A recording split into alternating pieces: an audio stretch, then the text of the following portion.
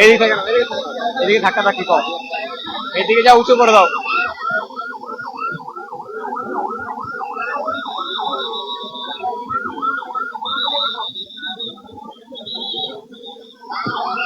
কথাটা খোলো, কথাটা খোলো।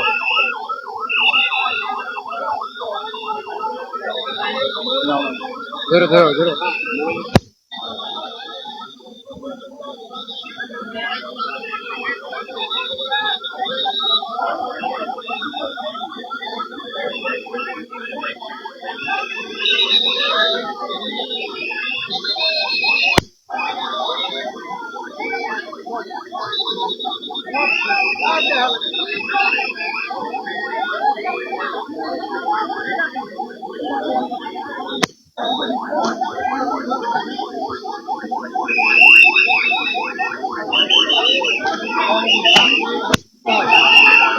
এই দেবরাজ সাবধানে, দেবরাজ সাবধানে।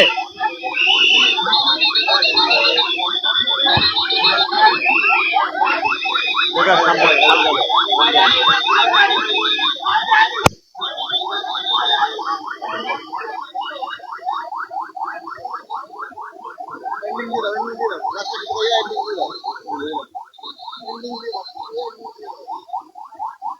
অবশেষে ঢাকার হযরত শাহজালাল আন্তর্জাতিক বিমানবন্দরে পৌঁছেছেন বিএনপি চেয়ারপারসন বেগম খালেদা জিয়া।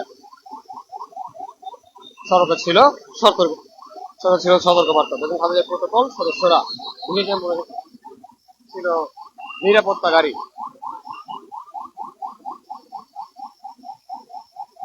আজ দুপুর থেকে বিএনপির নেতাকর্মী প্রিয় থেকে বিদায় জানাতে তার বাসভবনের সামনে ছিলেন। সন্ধ্যা 7:10 দিকে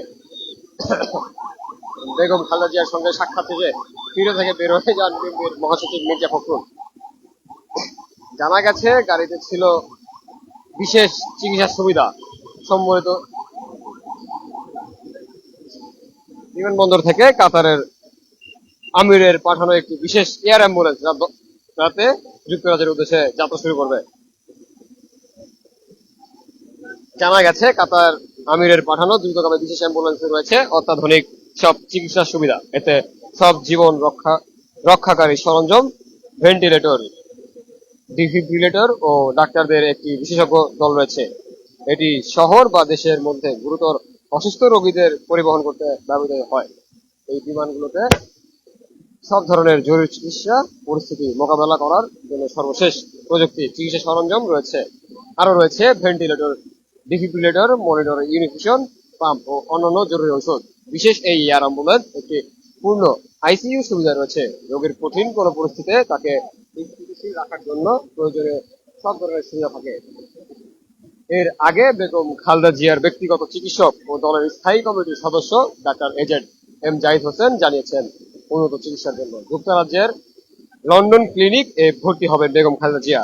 বিএনপির স্থায়ী কমিটির সদস্য ডাক্তার জাহিদ আরো জানান, বেগম খালেদা জিয়ার সঙ্গে তার চিকিৎসক দলের 6 সদস্য 16 জনের একটি দল দোহা হয়ে লন্ডনের উদ্দেশ্যে যাত্রা শুরু করবে।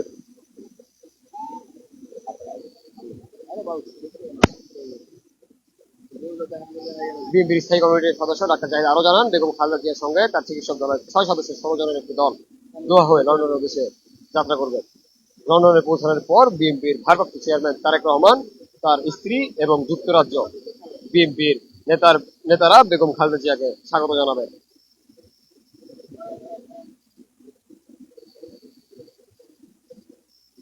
প্রতিটি আপডেটের জন্য বিওডি বাংলার সাথে থাকুন।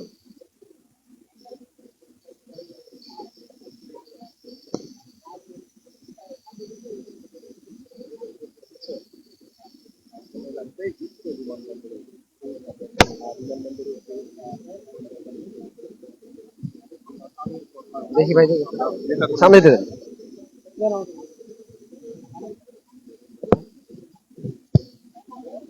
ভাই ভাই।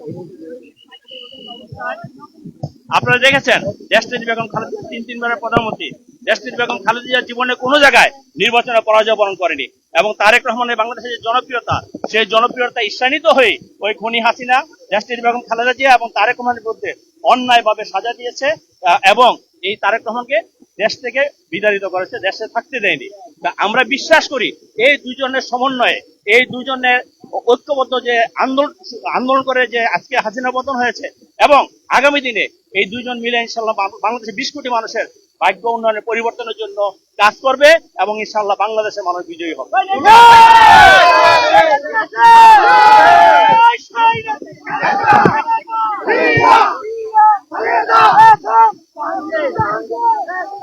লাইক করুন, লাইক করুন।